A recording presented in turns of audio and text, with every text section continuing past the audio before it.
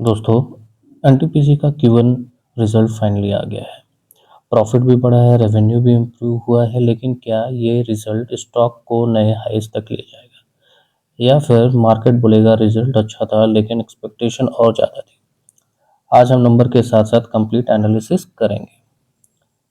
सबसे पहले अगर आप एनटीपीसी को सिर्फ एक पावर जनरेशन कंपनी समझते हैं तो ये आधी कहानी है। एनटीपीसी इंडिया की सबसे बड़ी पावर जनरेटिंग कंपनी है और देश की इलेक्ट्रिसिटी डिमांड का बड़ा हिस्सा पूरा करती है। अब कंपनी थर्मल पावर के साथ साथ रिन्यूएबल एनर्जी, सोलर और ग्रीन हाइड्रोजन पर भी एग्रेसिवली काम कर रही है। इसलिए एनटीपीसी को लॉन्ग टर्म इन्वेस्टर के साथ साथ डिविडेंड और ग्रोथ कंपनी के रूप में देखा जाता है। अब हम लोग आते हैं Q1 रिजल्ट पे। ठीक है, तो अगर हम लोग इनकम पे आए, ये आप लोग देख सकते हैं, इनकम पे हम लोग आए। ठीक है,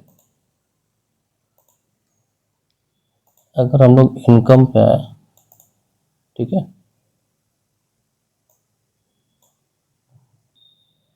अगर हम लोग इनकम पे आए तो आप देख सकते हैं कि 43 जो दिख रहा है ऊपर में, 43 आपका ये 43 831 के आसपास था। फिर अदर इनकम 680 के आसपास था। लास्ट ईयर आपका देखिएगा, लास्ट ईयर से मतलब लास्ट ईयर से आप देखिएगा तो 42,571 पे था और अभी 43,831। ओवरऑल अगर हम लोग देखें, यहाँ पे दिख रहा होगा आपको लास्ट ईयर और यहाँ से, तो ओवरऑल देखें तो 44,512 और 4332, मतलब आपको 5 से 8% के आसपास का एक ग्रोथ मिला है कंपनी को। ठीक है, तो टोटल इनकम में हम लोग देख सकते हैं कि कंपनी की एक नेट ग्रोथ हुई है। अब हम लोग देखते हैं एक्सपेंसेस में क्या हुआ है। लास्ट ईयर के हिसाब से एक्सपेंसेस में क्या हुई है, तो एक्सपेंसेस में अगर हम लोग देखते हैं तो टोटल एक्सपेंसेस जो आता है, डिप्रिशिएशन क्या क्या आप लोग जानते होंगे कि डिप्रिशिएशन ऐड किया जाता है, finance cost, employ benefit expense, electricity, fuel cost, other expenses.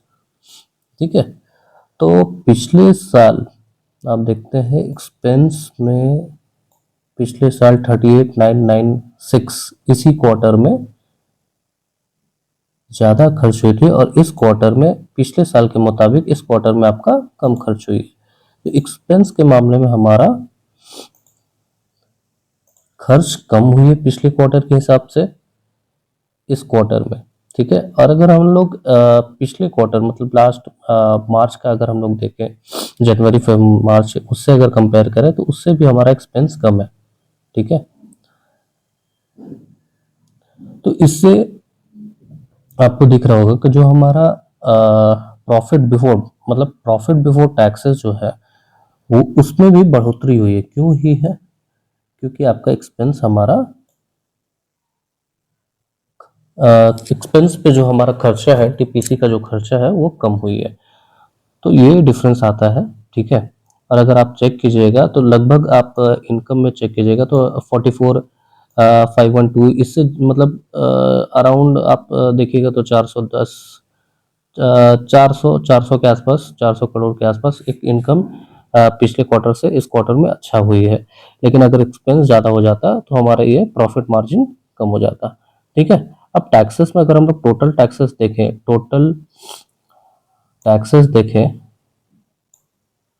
ठीक है, टोटल टैक्सेस देखें तो आपका 1798।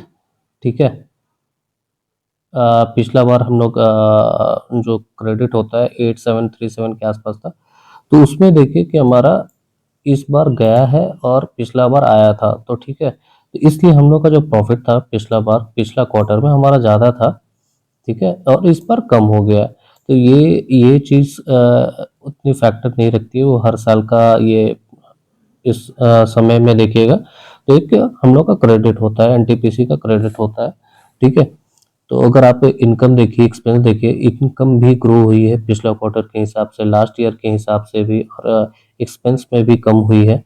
ठीक है, प्रॉफिट बिफोर द पीरियड, ठीक है, 5-6 क्या होता है आप एक बार देख लीजिए कि 5-6 जोड़ा गया तो profit before regulatory deferral account balance, ठीक है, ठीक है, तो net movement in regulatory deferral, उसके बाद आपका देखिएगा कि इसमें जो आया है 8747 है और इसमें जो आया है 5342 है, तो मैं बोलूँगा कि एक अच्छे ग्रोथ पे है एनटीपीसी, ठीक है, और एक अच्छा एनटीपीसी का एक अच्छा ग्रोथ रहा है अभी तक, तो मैं यही बोलूँगा कि एक एनटीपीसी एक बहुत ही अच्छा ग्रोथ कर रही है, और जैसे मैंने स्टार्टिंग में ही बताया कि एनटीपीसी अपने आगे अपने